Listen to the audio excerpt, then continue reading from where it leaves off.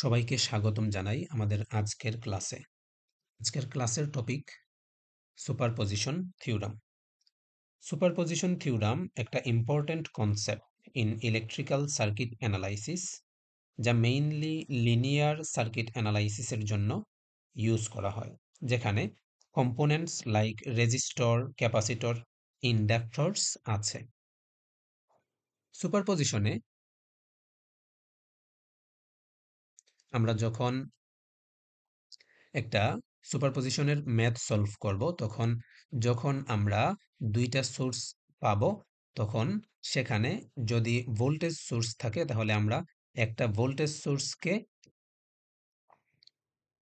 Short circuit করে দিতে পারবো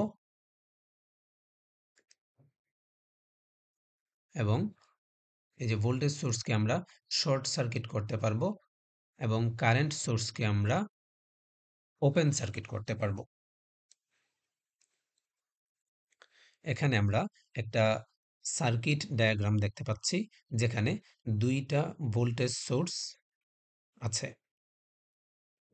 তো এই সার্কিটকে যদি আমরা সলভ করতে চাই সুপারপজিশন থিওরাম ইউজ করে, তাহলে প্রথমে আমরা যে কোনো একটা ভোল্টেজ সোর্সকে শর্ট সার্কিট করে দিব এবং অপর ভোল্টেজ সোর্স দিয়ে কারেন্ট মেজার করব।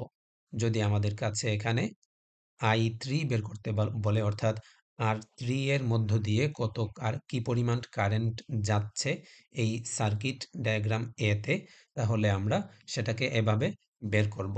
প্রথমে আমরা একটা ভোল্টেজ সোর্সকে শর্ট সার্কিট করে দিব এবং অপর ভোল্টেজ সোর্স দিয়ে এই R3 রেজিস্টরের মধ্য দিয়ে কি পরিমাণ কারেন্ট যাচ্ছে সেটাকে বের করব। ধরি আমরা এই যে E1 ভোল্টেজ সোর্সকে যখন ইউজ করতেছি, তখন R3 এর মধ্য দিয়ে কারেন্ট পেয়েছি I3 প্রাইম। তারপর আমরা আবার এই যে ভোল্টেজ সোর্স 2 দিয়ে কনসিডার করব এবং ভোল্টেজ সোর্স 1 কে শর্ট সার্কিট করে দেব। এই যে এই সার্কিটের মধ্যে দেখতে পাচ্ছেন আমরা ভোল্টেজ সোর্স 1 কে শর্ট সার্কিট করে দিয়েছি এবং ভোল্টেজ সোর্স 2 কে আমরা রেখে দিয়েছি। এই যে এই সার্কিট থেকে আমরা R3 এর মধ্য দিয়ে কি পরিমাণ কারেন্ট যাচ্ছে সেটাকে পেলাম I3 প্রাইম, এবং এই সার্কিট দিয়ে আমরা R3 এর মধ্য দিয়ে কি পরিমাণ কারেন্ট যাচ্ছে সেটাকে ধরছি I3 ডাবল প্রাইম। তারপর আমরা যদি এখানে I3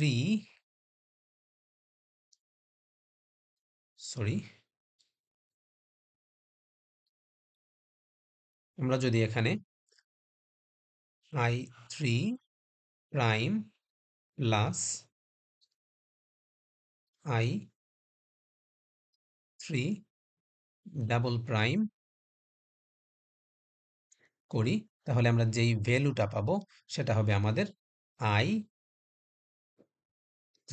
অর্থাৎ এই সার্কিটের মধ্য দিয়ে R3 রেজিস্টর এর মধ্য দিয়ে কি পরিমাণ কারেন্ট ফ্লো হচ্ছে সেটা আমরা পাবো যদি এই I3 প্রাইম এবং I3 ডাবল প্রাইমকে অ্যাড করে দিই। তো পরবর্তী ক্লাসে আমরা এক্সাম্পল সহ অনেকগুলো ম্যাথ সলভ করব। দেখা হচ্ছে পরবর্তী ক্লাসে।